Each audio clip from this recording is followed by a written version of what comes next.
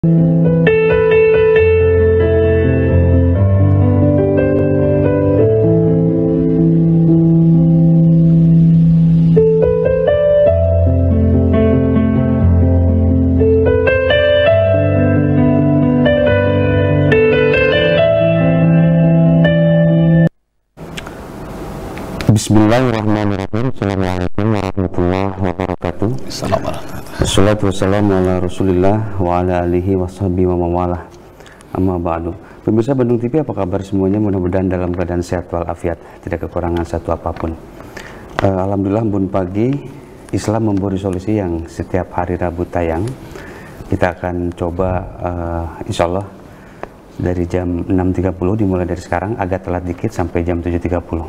Mudah-mudahan bisa memberikan manfaat, bisa memberikan inspirasi, dan pemirsa di rumah juga bisa menghubungi kami masih di line interaktif di 0227214214 atau di 081221164740. Tema kali ini kita akan mencoba membahas tentang sebuah fenomena yang namanya hijrah gitu ya. Meskipun ini dari zaman Rasul juga telah terjadi, makin ke sini 10 tahun terakhir makin ke sini makin pesat dan makin akrab di telinga kita tentang tema hijrah ini, terutama juga menghadapi bulan Muharram ya.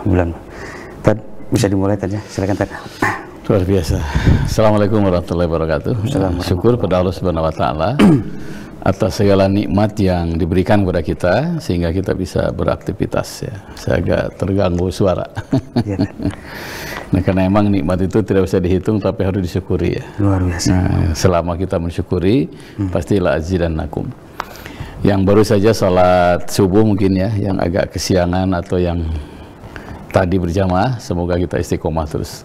Man sholat subha bahwa fi zimmatillah. Siapa yang sholat subuh, hidupnya dijamin oleh Allah. Amin. Jangan ganggu orang yang rajin berjamaah subuh. Nah, karena Allah yang menjamin, kata, yang membelanya. Bulan Muharram itu bulan yang sangat istimewa ya. Karena dalam Al-Quran itu ada layalin ashrin, malam-malam yang 10 ya. Wal fajri, demi waktu fajar. Nah, yang dimaksud waktu fajar itu salah satunya sholat subuh. Walayalin ashrin, dan malam-malam yang 10. Yang dimaksud malam yang 10 itu 1 sampai 10 Muharram. Itu. Yang kedua 1 sampai 10 Zulhijjah. Yang ketiga 10 terakhir bulan Ramadan. Nah, terkena dengan Lailatul Qadar.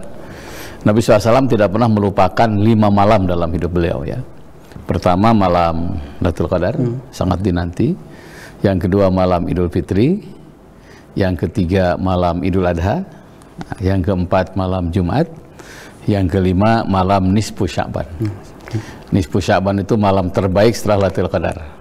Walaupun ini di wilayah ikhtilaf ya, ada yang tidak sepakat ya. Tapi kalau yang 4 itu disepakati, yaitu Lailatul Qadar, malam Idul Fitri, malam Idul Adha, malam Jumat. Nah, 1 dari 5 yang dinantikan oleh Nabi SAW adalah layalin ashrin, itu 10 terakhir, 10 awal bulan Muharram. Nah, amalan yang dilakukan, satu adalah hijrah yang sangat penting ya. Hijrah itu tahwilul jahalah ilal Islam. Merubah kondisi jahiliyah dialahkan kepada Islam. Jadi yang asalnya jahiliyah, banyak melanggar, tidak melaksanakan perintah, hijrah. Nah, kalau dia sudah Islam, wa tahwilul Islam ilal fikrah. Nah, mengubah Islam ilal fikrah, diarahkan kepada fikrah, ideologi. Jadi Islam itu agama yang jadi ideologi. Jadi dasar pemikiran seorang muslim itu adalah Islam. Kalau sudah jadi ideologi, tahwil fikrah, merubah ideologi Islam itu ilal akhlak, diarahkan kepada akhlak, sehingga akhlak itu lebih mulia. Itulah makna hijrah. Ada 2 hijrah di situ, ada hijrah hissiyah, ada hijrah maknawiyah. Nah, hijrah hissiyah itu fisik yang pindah. Nah, kondisinya 7 ini katanya. 1, bila kekurangan air. Kalau tempat itu sudah tidak ada air, itu segera pindah. Karena air itu sumber kehidupan. Luar biasa. Mekah itu suburnya awalnya ada air, air Zam-Zam. Dan sejak ada air Zam-Zam itulah kita berkunjung ke sana, dan itu cerita Siti Hajar ya, untuk melahirkan air itu. Dan dasar air Zam-Zam itu 10 meter lebih rendah dibandingkan dasar Laut Merah.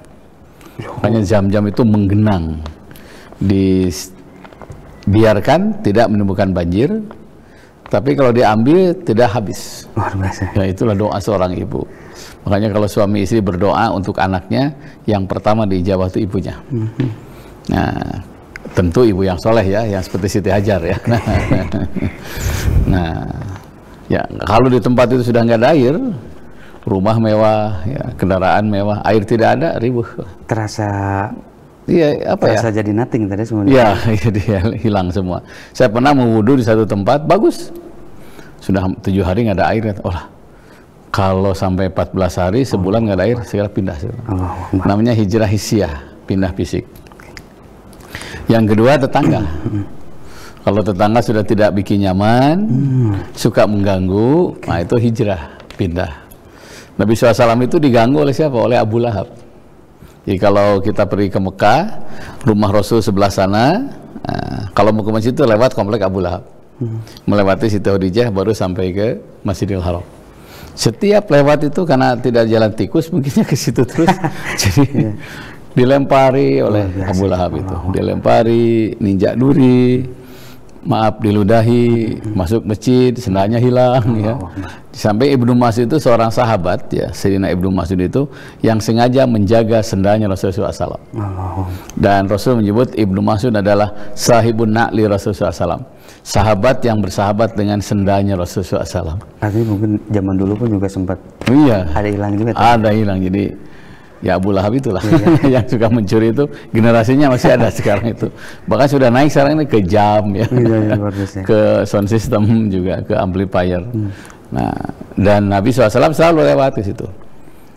Tapi Rasul terus saja gitu ya, masuk masjid, diganggu sholatnya. Itu yang dalam hadis, innas salihina yushaddadu alaihim. Sesungguhnya orang saleh itu akan digoncang dengan goncang yang sangat berat. Dan bukan orang soleh kalau tidak ada tantangan. Nah, kalau lihat wazul zilu dalam Quran itu, atau zilzalan syadida, digoncangan dengan goncangan yang sangat dahsyat. Kalau di tengah biji kelapa dipetik, jatuh, sakit, dijatuhkan ke bawah, 2 kali sakitnya. Sudah di bawah, dikupas, sakit ketiga. Nah, sudah tinggal dagingnya masih diparut. Inilah wazul zilu. Jadi kita tidak seberapa ya apa perjuangan kita dibandingkan perjuangan baginda Nabi SAW. Karena tumbuhan itu subur karena disiram air kotor ya, bukan disiram dengan air yang bersih ya. Jadi kalau kita sudah dapat nikmat ibadah, nikmat rumah tangga, jangan lupa bersyukur penting. Tapi rumusnya likulli zin nikmati mahsudun.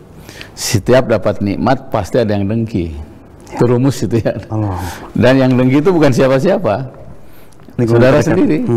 Ya kan Rasul itu ke Abu Lahab tuh emang ya, paman. Jadi manggilnya Om Lahab mungkin ya di situ, Mang Lahab gitu kan. Dan itu kalau orang Sunda bilang pariuk mangih kekeb ya. Kalau nurung cupu itu kebaikan ya, suami baik, istri baik. Kalau suami jelek, istri jelek, namanya pariuk mangih kekeb gitu. Artinya suaminya kafir, istrinya juga kafir. Suaminya jahat, istrinya jahat. Istrinya namanya Ummu Jamil. Kerjanya itu wamro'atuhu hamalatal hatab. Jadi kayu bakar, gosok suami terus. Sampai meninggalnya itu ketika masang duri ya, di tempat jalan Nabi. Artinya saling mendukung dalam kerjasama dalam kejelekan ya. Dan dalam Al-Quran, ta'awanu alal birri wa taqwa wala ta'awanu alal ismi wal udwan. Yang dianjurkan kerjasama itu dalam kebaikan, jangan kerjasama dalam dosa. Kalau suami nggak baik, istri jangan ikut. Nah, istri tidak baik, suami jangan ikut. Bukan saling mendukung dalam masalah kejelekan itu. Ketika berbuat baik, aktif memberi masukan. Ketika berbuat keliru, kita harus pasif, jangan mengikuti. Nah, karena dalam ajaran Islam itu ternyata Islam itu kan aslama ya, selamat. Dimanapun dia harus jadi sumber selamat. Sampai turun ayat kan tabat yada abi lahabi wa tab. Dan ini masya Allah ya. Nah, puncaknya melihat Rasul tetap aja ke masjid. Walaupun diganggu tetap aja ke masjid. Sampai akhirnya Abu Lahab itu mengumpulkan pemuka Quraisy. Ada Utbah, Sa'ibah, As bin Wa'il, Abu Baturi, itu ngumpul semua. Tokoh-tokoh berpengaruh di situ. Tokoh berpengaruh di situ. Minta pendapat. Abu Jahal juga. Gimana menurut kalian? Mungkin bahasa kita ya ini. Kata Abu Waturi, udah usir aja Muhammad ke luar negeri. Jangan, kata, kalau diusir ke luar negeri siapa tahu akan bikin kekuatan di sana. Ya. Nah, udah kata Abu Waturi, penjarakan saja. Kata Abu Jahal, jangan, kalau dipenjarakan malah ngarang buku di sana. Gitu. Makin lama di penjara, makin banyak buku yang terbit. Makanya para pejuang Islam itu, masya Allah, hidupnya banyak di penjara ya. Nah, kemudian berikutnya, udah bunuh saja, masukkan dalam karung. Yang karungnya diikat tali dan ujung tali diikatkan kaki unta, suruh lari unta itu melalui Mekah. Nah, kata Abu Jahal, jangan, karena suara Muhammad itu sangat dikenal. Walaupun tidak kelihatan yang dalam warung itu Muhammad, tapi suaranya sangat dikenal. Kalau dia mati, katanya itu Bani Hashim akan menyalahkan kita. Nah, saat itu Abu Jahal mengusulkan, udah utus saja seorang pemuda untuk membunuh Muhammad. Hadiahnya 100 unta. Dan atas nama suku-suku yang ada di Mekah, terkenal dengan Suraqah bin Malik. Di saat itu Jibril datang dan memberikan informasi tentang ayat wa izzam gurubika ladzina kafaru liyusbiuka aw yuqtiluka aw yukhrijuka wa yamkuruna wa yamkurullah wallahu khairul makirin. Dan ingatlah ketika orang kafir bikin rencana untuk memenjarakan kamu, mengusir kamu, membunuhmu, wa yamkuruna wa yamkurullah. Mereka punya rencana, Allah pun punya rencana. Wallahu khairul makirin, dan sebaik-baik rencana Allah. Itu surat Al-Anfal 30 ya waktu itu. Akhirnya Jibril menginformasikan, segera tinggalkan tempat itu. Gimana caranya? Tawarkan pada sahabatmu siapa yang berani tidur di kamarmu. Jaminannya surga, tapi taruhannya nyawa. Ada riwayat Sayyidina Ali. Nah, tidur di situ, kemudian Suraqah sudah memagari rumah Nabi. Ditendang, ternyata Sayyidina Ali. Kemana Muhammad pergi? Saya sedang menunggu Muhammad, makanya tidur di kamarnya. Jadi berbohong itu dosa besar, tapi satu saat berbohong itu amal saleh demi menyelamatkan Islam.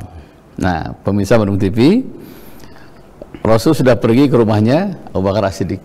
Ya. Kata Abu Suraqah langsung kaget, merenung sejenak. Oh, pasti katanya ke soulmate-nya ya kan. Nah, di mana Nabi ada Abu Bakar. Abu Bakar sudah persiapan pergi ke Gua Sur waktu itu. Nah, Suraqah lewat belakang, dan itu yang jadi awal hijrah Nabi. Saya pernah masuk ke Gua Sur itu tahun 92.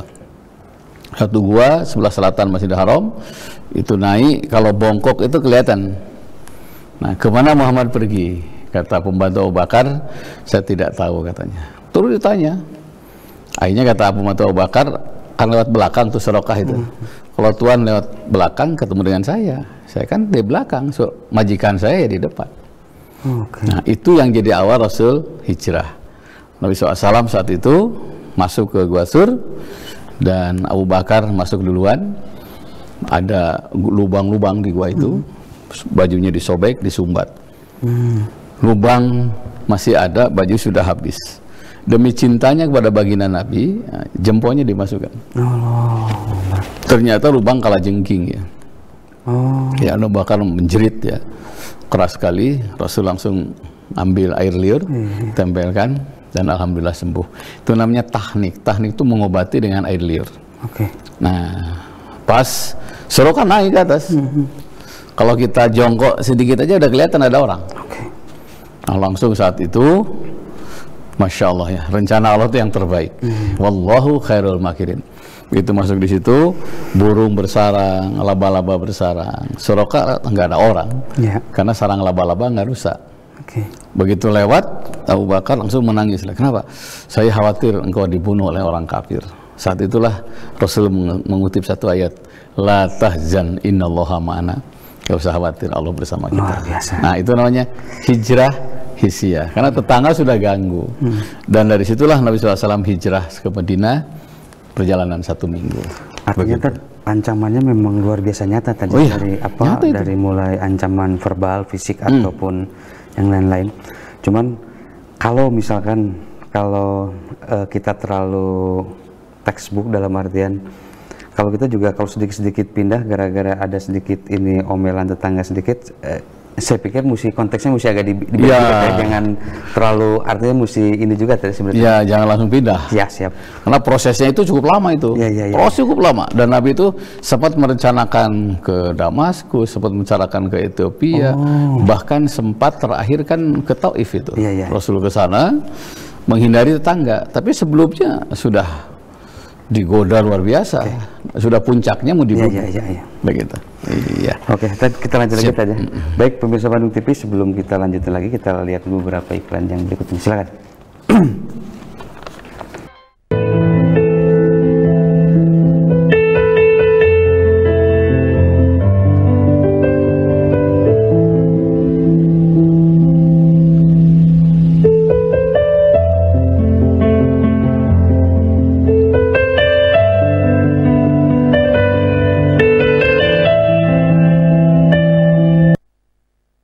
Baik, pemirsa Bandung TV, ketemu lagi di Embun Pagi, Islam Memberi Solusi. Pemirsa di rumah masih bisa interaktif di line kami di 0227214214 atau di nomor WA-nya Pak Ustadz, tidak bisa lewat telepon ya, hanya WA saja di 0812216740. Bisa menanyakan seputar apapun gitu ya, tidak di luar di luar tema pun tidak jadi masalah, ataupun juga mau mengundang Pak Ustadz lewat pengajian yang lain-lain, nanti juga bisa langsung ke beliau ya. Baik, sebelum kita ada penelpon dari pemirsa di rumah atau netizen, saya akan coba lanjut lagi tadi. Fenomena hijrah ini luar biasa saja di zaman mungkin hampir 20 tahun terakhir, makin kesini makin ini.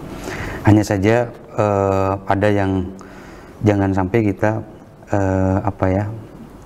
jadi salah kaprah dalam tanda kutip, bukan berarti salah kaprah ya. Kadang-kadang perbedaan ikhtilaf yang begitu tajam, kayak misalkan musik itu haram, yang lain-lain gitu.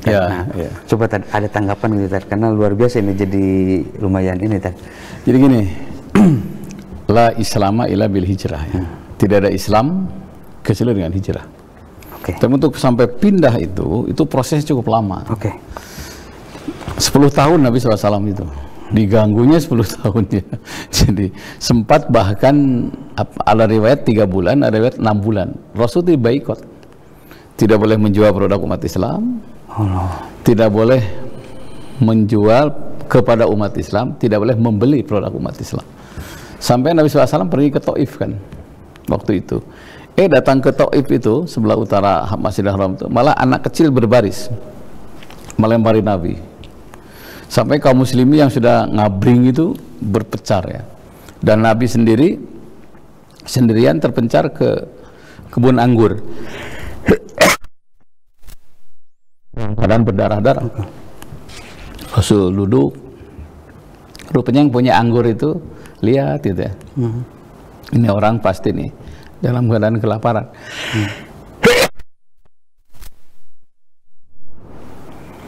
Tapi Nabi malah berdoa terus berdoa, dan tidak ngambil buah anggur itu. Nah, apa yang terjadi? Namanya Abdullah Mata. Saya nanya, siapa engkau itu? Jadi itulah saya Muhammad. Dan waktu itu Abdullah Mata masuk Islam. Gara-gara akhlak beliau itu. Sebentar.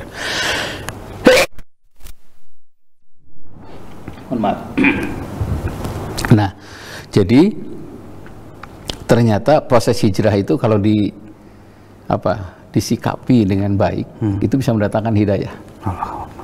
Makanya tidak sedikit ya, seperti para wali, para pejuang Islam, awalnya dibenci, tapi karena prestasi kebaikannya, akhirnya hidayah datang. Bagaimana Pak Lisongo, bagaimana sampai Sunan Kalijaga, para pejuang Islam, Buya Hamka, segala macam. Itu waktu itu sampai dipenjarakan kan. Tapi jangan lupa, terakhir Bung Karno minta diimami oleh Buya Hamka. Ya, karena yang namanya kebaikan itu emas. Satu saat emas itu tidak akan hilang karena karena zaman, karena tidak akan laku, tetap emas. Terakhir Bung Karno minta disolatkan oleh Buya Hamka. Udah sebelumnya sudah memenjarakan tanpa diadili. Tapi hikmahnya beliau bisa ngarang tafsir ya, Al-Azhar namanya. Itu luar biasa ya. Nah, jadi untuk teman-teman semuanya yang sedang berjuang nih ya, yang ada di pelosok di sana, sering dapat PA di satu desa, di satu kecamatan, nggak usah jauh-jauh lah, di Bandung aja, Bandung Barat, Kabupaten Bandung. Pak Ustadz, saya nggak punya uang untuk bikin masjid, terus gimana masyarakat? Tidak ada yang peduli Pak, katanya. Teruskan berjuang, karena tidak ada masjid yang tidak selesai, pasti ujungnya selesai, walaupun prosesnya lama. Bukan hanya itu, kan kami difitnah katanya. Ya itu nggak seberapa. Selama tidak mau keselamatan kita, insya Allah pasti ada solusi. Kenapa? Yansurukumullah fala ghuliba lakum. Bila telah datang pertolongan Allah, siapapun tidak bisa mengalahkan kalian. Dan itu rumus itu. Surat Ali Imran 160. Bagaimana Nabi Musa, bagaimana Siti Asia berjuang di tengah-tengah kerajaan Firaun. Saat itu kan dimasukkan ke kandang singa. Dan kandang singa itu, Masya Allah ya, karena Firaun itu punya kebun binatang pribadi ya, yang Masya Allah itu. Saking kayanya itu. Cuma, ya dia nggak punya anak ya. Raja satu-satu yang tidak punya anak, Firaun. Tidak pernah sakit juga Firaun. Tidak pernah miskin juga Firaun. Makanya Firaun tidak punya kartu BPJS ya. Benghar saya tamanya gitu. Nah, tapi ujungnya itu dimasukkan malah binatang yang dalam keadaan lapar malah menjilat-jilat Siti Asia. Itu yang dalam Al-Quran, yansurukumullah fala ghuliba lakum. Jika telah datang pertolongan Allah, siapapun tidak bisa mengalahkan kalian. Dan itu harus yakin. Nah, cuma pertolongan Allah itu akan datang karena kita menolong agama Allah. Intan surullah yansurukum wa yusabit aqdamakum. Jika kalian menolong agama Allah, pasti Allah teguhkan. Nah, teguhkan pendirian kalian. Yang lain itu kecil, karena dia sudah yakin dengan Allahu Akbar. Akbar itu maha besar. Semua kecil, hanya Allah. Berarti yang ditakuti hanya Allah. Dan resikonya pasti dibenci, difitnah, apalagi disakiti, bahkan diboikot ya. Tidak, ini kita nggak seberapa. Tapi disitulah kita proses hijrah itu di situ. Dan ternyata Islam itu berkembang karena hijrah. Saya waktu ke Nusa Tenggara Barat ya, waktu itu dengan Prof. Nina Lubis ya, waktu itu cerita tentang masjid awal yang ada di Lombok itu. Nah, perjalanannya puluhan kilo itu. Nah, belum lagi pada saudagar, perjalanan jauh. Waktu saya ke Sumatera Barat itu, nengok rumahnya Buya Hamka ya, rumahnya Bung Hatta ya. Bung Hatta. Bagaimana perjuangan Agus Salim, itu perjalanan cukup jauh. Dan memang terjal banget tadi, terjal banget ya. Saya Masya Allah, saya bilang, urang mah teu sabaraha gitu ya. Tapi jangan lupa, dari situlah, dari pondok-pondok kecil itulah muncul para pejuang Islam yang diakui keberadaannya di negara ini. Makanya hijrah itu penting. Nah, hijrah itu penting karena kalau kita akan tahu pedang itu tajam kalau keluar dari sarangnya ya. Kalau di keluarga kadang-kadang kita cadel ya, Pela ngomong itu ya. Tapi kalau udah keluar pedang itu tajam. Begitulah seorang ibu. Pas kemarin datangnya seorang ibu karena suaminya meninggal. Ini gimana Ustadz? Saya bilang harus tahu. Pedang itu tajam kalau keluar dari sarangnya. Selama ada suami, jadi wanita rumahan. Begitu suami meninggal, ibu harus berjuang. Bagaimana kerajaan Aqaino atau yang dulunya nggak dikenal ya, begitu suaminya terbunuh jadi presiden. Dan ini penting, kematian adalah pelajaran supaya kita harus bangkit karena perjalanan kita masih jauh, anak kita harus dididik, perjuangan kita harus bagus, dan ayus di al-maisah, taraf hidup kita harus bagus, jangan terlena dalam kematian karena kematian itu sudah pasti ya. Cuma sebaiknya kita sikapi dengan positif karena pasti Allah akan membangkitkan kita selama kita menolong agama Allah. Artinya jangan terlalu mudah menyerah, jangan terlalu merasa terlalu menderita gitu saja. Karena memang Nabi Muhammad lebih menderita dalam artian lebih menderita. Jadi kita bisa melihat sebuah contoh yang sempurna penderitaan dari lahir batin, bahkan dari semenjak kecil sampai menuju akhirnya pun ending itu semuanya benar-benar penderitaan sebenarnya tadi. Ya, 6 bulan ditinggal bapak ya. 6 tahun ditinggal ayah, 10 tahun ditinggal kakek. Itu pala pelindung semua ya. Kemudian istri tadi yang paling penting. Istri, sampai Rasul menyebut tahun kesedihan. Ya, Allahu Akbar. Dan ternyata itu yang mendorong beliau. Ya udah dihina, dimaki. Cuma satu yang sangat menonjol, kejujuran. Sampai dapat gelar Al-Amin itu kan dari orang-orang kafir semuanya. Al-Amin itu orang yang dapat dipercaya. Saya kira tidak ada universitas yang mengeluarkan gelar itu ya. Makanya saya waktu ke Mesir itu ya, saya ziarah ke Imam Syafi'i, ke Imam Jalaluddin Asyuti, sampai ke Ibnu Hajar Asqalani ya. Saya baca gitu, Masya Allah itu Ibnu Hajar Asqalani itu sempat kabur karena nggak bisa mengikuti satu mata kuliah, jalan terus. Begitu masuk ke satu hutan, ke satu kebun, sandar, lihat semut tuh, jatuh bangun, jatuh naik lagi. Sudah 7 kali jatuh, ternyata semut tuh berhasil bawa makanan ke atas. Beliau merenung terus saja. Nah, di situ kadang-kadang inspirasi datang, karena keluar. Oh, dari semut aja 7 kali jatuh katanya bisa berhasil. Masa manusia yang punya akal tidak bisa bangkit? Balik lagi. Makanya orang-orang yang sukses itu berawal dari kegagalan. Katanya Thomas Edison tuh 33 kali ya gagalnya itu ya. Begitu lihat ayam geram baru bisa menciptakan listrik. Makanya jadikan kegagalan itu sebagai modal untuk sukses. Jadikan kemiskinan itu modal untuk kaya. Jadikan sakit itu modal untuk sehat. Karena tidak ada orang beriman itu la yudagul mu'min min juhri maratain. Tidak pantas orang beriman jatuh ke lubang 2 kali.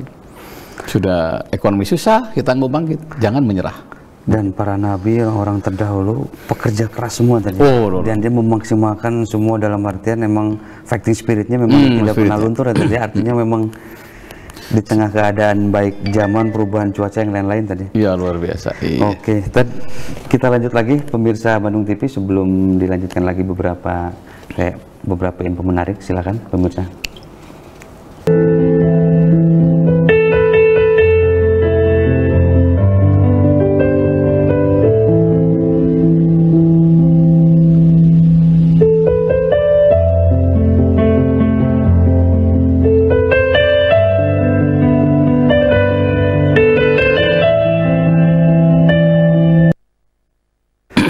Pemirsa Bandung TV, kembali lagi di Embun Pagi setelah memberi solusi yang di segmen ketiga ini, segmen terakhir. Kami akan mulai membacakan beberapa pertanyaan dari netizen karena ini lumayan banyak yang masuk. Salah satunya di 032. Tadi ini katanya pernikahan pandemi ini kan antara ijab dan qabulnya tuh tidak nyambung katanya. Ini gimana Tan secara hukum dan ngelihat kondisi ini Tan? Iya, kan rukun nikah tuh ada 5 ya, mantan laki, mantan perempuan, wali, saksi, ijab kabul. Nah ini nih ijab kabul. Saya hafal karena sering menikahkan ya, bukan sering nikah. Ya, memang seluruh mazhab sepakat ya, ijab kabul itu nyambung. Terutama mazhab Imam Syafi'i. Jadi saya nikahkan kamu dengan anak saya dengan mas kawin 10 gram emas bayar tunai. Saya terima nikahnya dengan mas kawin tersebut. Itu sudah sah ya. Saya terima udah sah. Nah, khusus mazhab Imam Syafi'i harus nyambung. Nah, di luar Imam Syafi'i tidak nyambung pun tidak apa-apa. Yang penting satu meja, satu waktu satu meja. Jadi jangan dipermasalahkan. Karena orang itu kan ada gempur ya, ada gempur, sah tetap. Gak usah khawatir. Makanya kalau mau diulang, ingin afdol silahkan. Tapi diulang 3 kali berarti sepakat tuh nyambung-nyambung. Iya, begitu Pak Gung ya. Dan itu juga tidak jadi otomatis nanti kedepannya rumah tangganya yang lain-lain juga bukan ukuran juga tidak. Bukan ukuran bahagia tidak bahagianya, karena bahagia itu tergantung yang melaksanakannya ya. Karena ternyata kalau lihat beberapa riwayat, satu kecilkan ego, jangan lupa, karena 2 pribadi yang berbeda bersatu dalam satu rumah. Biasa. Kalau masing-masing egonya muncul, tidak akan rukun, minimal awet derajat. Nah, makanya dari sini, Pak, innasyaiton'a ma'al wahid. Setan itu bersama orang-orang yang egois katanya. Nah, ini hati-hati. Kalau suami egois biasanya susah diaturnya. Begitupun sebaliknya. Mari makin kecil ego, makin dekat dengan Allah. Makin besar ego seorang, makin dekat dengan setan. Nah, rumah tangga adalah arena yang tepat untuk mengecilkan ego. Nah, begitu. Ya. Ada lagi kita di ini bisa di rumah di 225 nih. Ini agak mendidik anak yang luar biasa bandel, luar biasa bedegong kalau kata orang Sunda tuh. Ini gimana ya? Atau memang kalau orang tua zaman dulu kalau ada anaknya meninggal itu anaknya nakal itu dia langsung introspeksi diri kepada dirinya tadi. Saya dulu gini. Anak coba ada tanggapan. Pertama gini, untuk 225 ya. Al-waladu sirru abihi wa ummihi. Anak itu gambaran ayah ibunya. Maka introspeksi secara menyeluruh. Kalau menyeluruh nggak bisa, personal lah minimal. Oh, kejelekan saya apa nih? Nurun ke anak. Nah, gitu kan ya.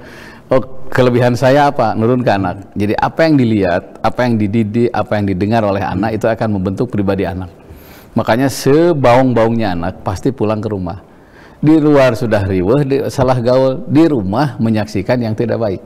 Udah sempurna tuh kegagalannya. Makanya kalau sayang sama anak, mari kita, katanya teladan itu lebih tajam dibandingkan lisan. Teladan itu lebih baik dibandingkan ucapan. Kasih teladan anak itu. Karena sekarang ini lebih banyak berbuat daripada bicara. Nah, periksa itu. Jangan-jangan nih saya yang salah, jangan-jangan saya yang salah. Makanya sering saya sama anak saya bilang, Bapak itu orang nyebut ustadz, tapi manusia biasa. Tiru yang baiknya, yang salahnya jangan. Nah, kedua, jangan lupa makanan. Makanan itu harus diperhatikan karena ternyata makanan yang haram itu akan masuk ke perut anak, disebarkan oleh seluruh darah kan ke seluruh tubuhnya, akan membentuk pribadi yang tidak baik. Namanya quwwatus syakhsiyah, sumber daya manusia yang tidak baik. Tapi kalau yang halal disebarkan oleh seluruh darah ke seluruh tubuhnya, insya Allah pribadinya pribadi baik. Jadi makanan itu sangat penting. Tidak mungkin anak itu baik kalau dikasih ya nutrisi yang tidak baik. Begitu. Makanya kata Nabi, untuk bapak-bapak dalamilah surat Al-Maidah. Untuk ibu-ibu dalamilah surat An-Nisa dan surat An-Nur.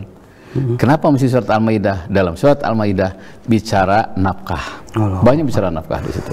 Yang ketiga, jangan lupa pergaulan. Al-waladu ala dini khalilhi. Anak itu tergantung agama temannya. Coba, agamanya bisa rubah. Luar biasa ya. Fal yang dur ahadukum mayu halilu. Hendaklah setiap orang tua hati-hati dengan siapa anak itu bergaul. Mau camping nih, siapa yang paling soleh? Kita amanahkan, dekati orang ini. Karena ternyata lebih baik di rumah daripada bergaul dengan yang tidak baik. Al-wahdah khairum min jalisisu. Hidup menyendiri, orang Sunda bilang kurung batok ya. Hidup menyendiri lebih baik daripada bergaul dengan komunitas yang tidak baik. Makanya Islam sangat menghormati orang yang ujlah, menyendiri demi menghindari hal-hal yang tidak baik. Ijtanibu majalisal asyirah. Jauhilah oleh kalian komunitas yang pintu pedosalin, kata gitu ya. Yang terakhir doa. Nah, saya ketemu seseorang yang masya Allah ya, begitu tiba waktu sholat anaknya rajin gitu ya. Jadi sebelum tiba waktu sholat dia sudah siap-siap. Nah, saya tanya, Ji, resepnya apa? Saya komited dengan istri saya. Rupanya dia komit sebelum nikah itu, kalau sudah nikah kita tahajud bersama. Nah, doa yang dibaca itu pendek ya, tapi bisa menyelesaikan yang besar. Rabbi habli minas sholihin. Diulang-ulang itu.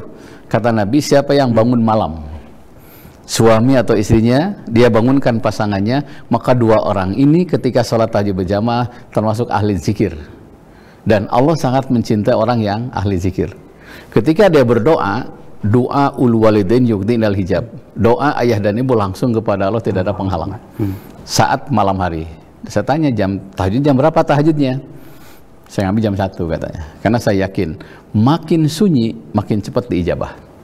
Doanya itu yang Rabbi habli minas sholihin, surat As-Saffat 100. Saya tambahkan katanya Rabbi habli minal muhsinin, Rabbi habli minas shodiqin, Rabbi habli minal muqarrabin, Rabbi habli minal muttaqin. Taswirul fani fil walad, sampai terbayang wajah anak-anak. Jadi kalau kita mendoakan anak, anak kita harus terbayang. Pokoknya nih saya mendoakan anak, ya Allah, anak pertama saya, Nida Fauzia, rumah tangganya. Bayangkan anak saya wajahnya, suaminya saya bayangkan anak-anaknya, cucu-cucu saya. Dan itu insya Allah akan lebih khusyuk kalau berdoa. Saya yakin orang tua yang mana tidak keluar air mata kita mendoakan anaknya. Jadi kesolehan anak itu tergantung energi ilahi yang disampaikan oleh ayah ibunya saat malam hari. Begitu ya. Jadi untuk menyolehkan anak itu ternyata butuh kekuatan doa. Intinya wallahu alam bisawab. Ini salah satunya itu ya. Ada buku namanya Tarbiyatul Aulad, pendidikan kepada anak. Itu Dr. Nasih Ulwan yang ngarang. Itu ulama besar dari Mesir. Itu ada beberapa. Salah satunya itu. Gitu Pak Agung ya. Artinya juga memang pergaulan ini entah entah masih muda, kadang-kadang yang udah tua saja. Udah tua aja kadang-kadang bisa kebawa kan gitu ya. Karena komunitas olahraga, komunitas touring yang lainnya juga bisa kebawain juga kan itu. Ini nggak sekolot bau mah lebih ribut. Oke ya. Kita lanjut lagi tadi. Ini ada lagi, ini barusan ternyata. Ini gimana tadi? Kalau mesti dimaafin nggak kalau suami selingkuh katanya tadi? Dengan metode, dengan zaman yang sekarang yang luar biasa dahsyat ini gimana Tan? Jadi gini, ada hadis ini, afullah akbaru min zambika. Maaf Allah itu lebih besar dibandingkan dosamu. Allahu Akbar. Jadilah takhallaku bi akhlaqillah. Berakhlaklah kalian seperti akhlak Allah. Jadi kalau Allah pemaaf, jadilah orang pemaaf. Saya pernah menyelesaikan 2 orang ya, Masya Allah, luar biasa. Hampir titik akhirnya cerai. Saya bilang, jangan dulu. Apa yang harus dilakukan? Kata Nabi gini, al-ana'u minallah. Sikap pertimbangan, penuh perhitungan itu datang dari Allah. Wal ajalatu minasyaitan. Sikap tergesa-gesa untuk memutuskan sesuatu itu datang dari setan. Saya baca beberapa atlet bulu tangkis ya yang yang sempat selingkuh dengan pasangannya, ini ya. Dari salah satunya dari Cina, selingkuh dengan pasangannya, ternyata istrinya memaafkan. Begitu memaafkan, kata orang ini, saya baca di YouTube ya, dia bilang, untung saya dimaafkan oleh istri saya. Kalau tidak mungkin saya tambah lembaran hitam terus. Tapi setelah dimaafkan, saya menyadari ternyata begitu baik istriku katanya. Dan sekarang alhamdulillah saya bisa mempersembahkan yang terbaik untuk istrinya. Jadi dimaafkan lebih baik.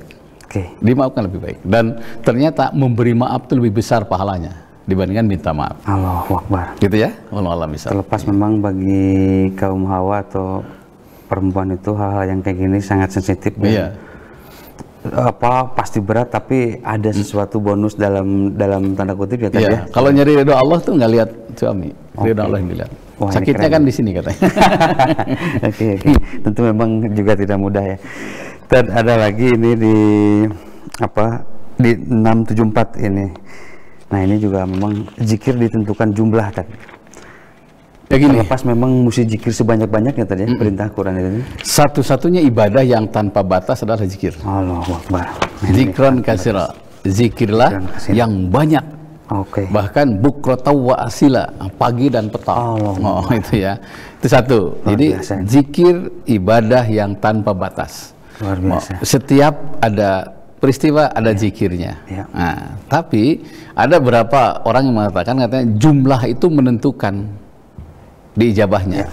Pokoknya gini, siapa yang baca salawat, man qala subhanallah bihamdihi, siapa yang berzikir dengan subhanallah bihamdihi fi kulli yaum, setiap kesempatan, mi'ata marrah, 100 kali, khutat khotoyahu, dimaafkan dosa-dosanya. Jadi setiap kesempatan 100 kali subhanallah bihamdihi, subhanallah bihamdihi. Saya tanya sama guru saya ya, Pak Ji, saya bilang, Kang, ini gimana ini? Karena orangnya kalau di kampung ingin dipanggil Akang ya. Lid katanya, jumlah itu menunjukkan gigi katanya. Kalau kita kunci ya, kunci kan ada giginya. Kalau giginya dirobah tuh nggak bisa masuk. Begitu, gitu katanya ya. Giginya, kalau giginya siapa yang satu nggak bisa masuk, itulah katanya jumlah. Kenapa sholat subhanallah azim itu 3 kali, itu giginya katanya. Jadi kalau kunci itu akan bisa buka pintu kalau giginya pas. Jadi presisi ya tadi. Presisi ya. Nah kalau naik motor itu di jalan kan harus ada giginya, dirobah-robah. Nah makanya, tapi zikirlah yang banyak. Tapi kalau menyentuhkan jumlahnya silahkan, selama tidak mengikat. Karena kalau sudah mengikat bisa jadi utang kan biasanya. Begitu ya. Luar biasa ini. Luar biasa ini. Kemudian ada lagi di 825 nih tadi. Ini perbuatan yang udah terlalu fatal, udah terlalu melanggar. Kemudian apakah masih bisa diterima tobatnya karena memang udah di luar ini katanya tadi hal-hal yang mungkin kalau diceritain udah waduh nauzubillah katanya. Lengkap. Nah itu kan tadi. Gimana tadi? Ya dosa yang besar ya itu udah lengkap biasanya, karetnya tilunya. Namun lotek gitu. Jadi gini, terlalu banyak orang yang masa lalunya itu hitam kelam ya. Terlalu banyak. Begitu tobat dimaafkan. Saya baca sebuah hadis ya yang panjang sekali. Ada orang yang bunuh 99 orang. Dia datang sama ustadz. Nah, Kang Abdi geus ngabunuh 99 orang. Wah, kamu kafir katanya. Ahlun nar katanya. Aja dibunuh. Jadi 100 jeung Ustaz. Itu pentingnya Ustaz jangan terlalu kasar, bisa dibunuh. Nah, ini. Pulanglah orang ini, tapi gelisah ingin tobat. Ada kabar ada orang bijak di sana katanya. Dia akan lebih bijak jawabannya. Dia niat tobat, pergilah menuju Ustaz ini. Di perjalanan sakit karena perjalanan cukup jauh, hanya meninggal dunia. Saat itulah malaikat rahmat dan laknat musyawarah.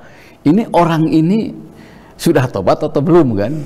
Hanya dia ukur kan, jaraknya sudah dekat ke tempat tobat atau masih ke tempat dia tinggal.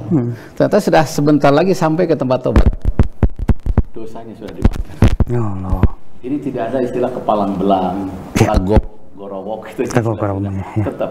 Kalau kita pergi ke pinggir laut, coba tunjuk dimasukkan, diangkat, Anda jatuh air kan. Itulah dosa manusia. Sedangkan lautan yang luas itu ampunan Allah. Afullah akbaru min zambika. Maaf Allah itu lebih besar dengan dosamu. Bahkan tadi mungkin dosa yang lebih besar itu apa? Putus harapannya itu tadi, dari ampunan itu tadi. Dosa besar itu adalah dosanya tidak ragu, dosanya tidak dimaafkan. Iya, Itu. Innal hasanat yudhibna sayyi'at. Sesungguhnya setiap kebaikan akan menghapuskan dosa. Makanya dosa jangan dilamun. Mun dilamun biasanya putus asa, udah segera di rumah bikin kebaikan, di tempat kerja bikin kebaikan. Jangan lupa, sekecil apapun kebaikan akan menghapuskan 10 dosa. Gitu ya. Itu baik. Oke. Pemirsa di rumah, waktu sudah hampir habis. Cuman ini ada kira-kira saya akan coba ada dua pertanyaan lagi nih tadi yang relate dengan tema hari ini sama bulan Agustus ini. Terdalil peringatan hari bersejarah kita 17 Agustus, ada beberapa orang yang jadi ini kenapa harus ada dalil yang lain-lain, ini gimana tanya? Kadang-kadang kan orang jadi lumayan bertanya-tanya. Iya gini, kalau lihat Al-Quran ya, fak susil qasaso na'anahum yatafakkarun. Ada yang masuk dulu nih? Enggak, bukan tadi. Fak susil qasaso na'anahum yatafakkarun. Kisahkan peristiwa masa lalu itu agar mereka mentafakuri. Kisahkan peristiwa masa lalu. Surat Al-A'raf 176. Nah, yang kedua, wa may yu'azzim sya'airallah fa innaha min taqwal qulub. Siapa yang menghidupkan syiar-syiar Allah, sesungguhnya gambaran ketakwaan dalam hatinya. Surat Al-Ahzab ayat 32. Dua dasar ini salah satunya ya, satunya. Dan Al-Quran itu sepertiga ini bicara tentang sejarah. Itu jadi dasar ngambil pelajaran dari sejarah. Saya tadi malam baca jam 2 lah, baca tentang Padirman ya. Itu saya bagus itu. Jenderal Sudirman. Oh, Jenderal Sudirman dikepungkan oleh Belanda, dibocorkan oleh pengkhianat. Padirman ada di sana. Dikepung, kemudian Padirman kita beristirahat sejenak. Pakai sarung semua, kemudian berzikirlah di situ. Apa yang terjadi? Belanda buka pintu, kata pengkhianat, ini katanya Jenderal Sudirman. Belanda kaget dan tidak percaya. Masa jenderal dikir gitu kan? Oke. Iya. Pengkhianat ditembak. Nah, pas pulang Belanda, kata prajuritnya, Pak Jenderal punya jimat apa, gitu kan? Punya jimat. Iya. Harusnya dibunuh, malah kok nggak dibunuh. Ada 3 versi ya. Versi pertama jimatnya cuma 3. 1, selalu punya wudhu. Yang kedua sholat tepat waktu. Yang ketiga saya tulus ikhlas. Ikhlas berjuang bukan karena intimidasi, bukan karena partai, bukan karena ormas, tapi demi cinta dan negara. Nah, ada yang lain katanya beliau selalu berzikir. Nah, ini kan pelajaran. Tidak mungkin kita tahu kisah itu kalau kita tidak pelajari, tidak memperingati. Itu kisah Jenderal Sudirman. Dan ini Masya Allah, belum kisah-kisah yang lainnya yang luar biasa. Ternyata masih ada iklan satu lagi katanya tadi. Silakan pemirsa di rumah, masih kita ikuti dulu beberapa yang datang ini. Silakan.